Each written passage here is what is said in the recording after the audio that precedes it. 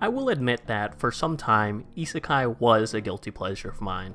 As dumb and stale as most stories are, I couldn't help but be intrigued by the premise of being whisked away to a fantastical world. Over time, though, I did eventually become tired of seeing the same garbage over and over in hopes that maybe I find a good story, and so I just moved on.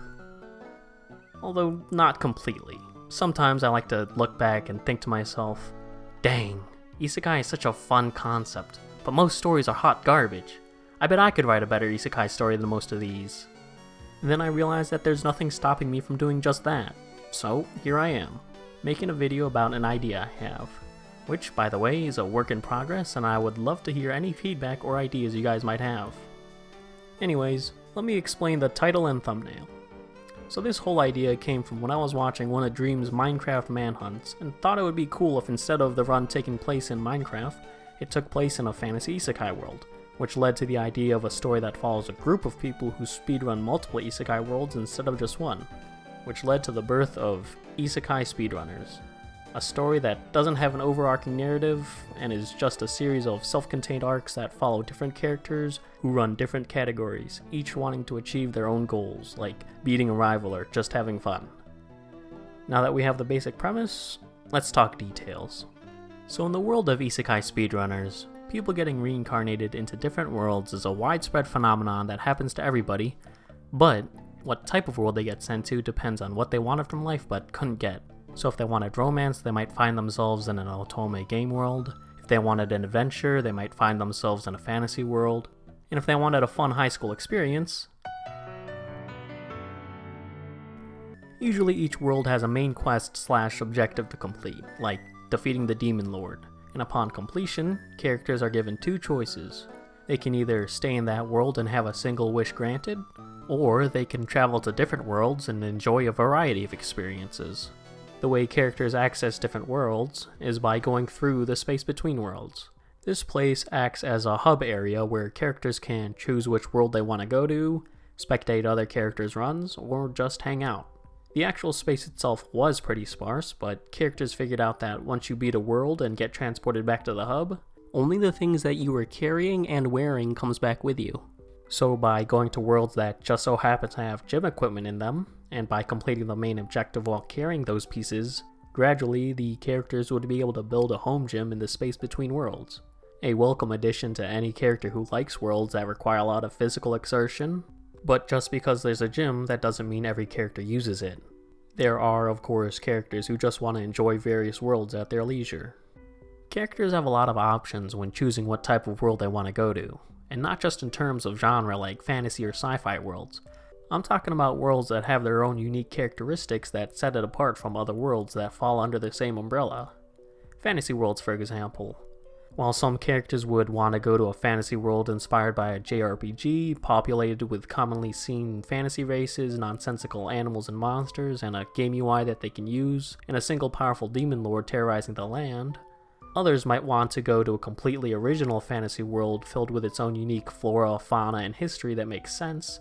No game UI, a hard magic system, and no demon lord. Only a bunch of powerful individuals leading their own factions that are interlocked in a series of checks and balances.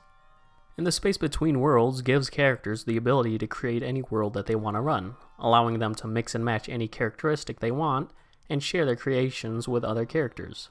Worlds are incredibly customizable because characters simply have to imagine a unique race or biome, and the space between worlds will make it work. The game UI characteristic, for example. Worlds that have a game UI that you can pull up are not worlds made out of code. They are physical worlds that have an invisible system in place that allows the denizens of that world to perform feats that they wouldn't physically be able to do without the use of the system. Unfortunately, that also means no glitches where you can clip through walls or use parallel universes. And that's the basics of variety in worlds. But what about the process of selecting which world characters would like to go to? Well, when a character wants to go to any world, they tell the space between worlds that they would like to travel. They then have two options in deciding what world to go to. The first option is to say that they want to go to a specific world that other characters either made or found. And the second option is a little more open-ended. This is because instead of asking to go to a specific world, characters will say they want the space between worlds to randomly decide for them.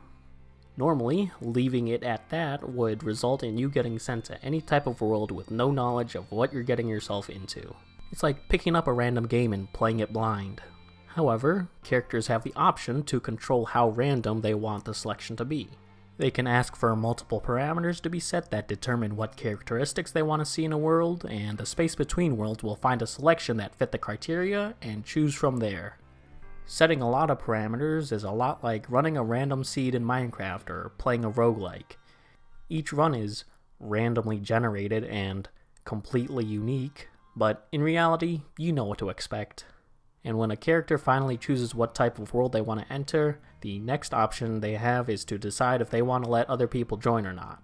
They can say they want to let anyone join the same world with no restriction, only let certain people join, or not allow anyone to join at all. These options are a lot like playing an MMO game, a multiplayer game with friends, and playing a single game respectively.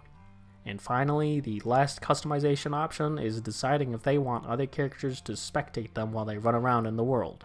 Some characters might have naughty intentions with the world and would like some privacy, while others would like to be entertainers.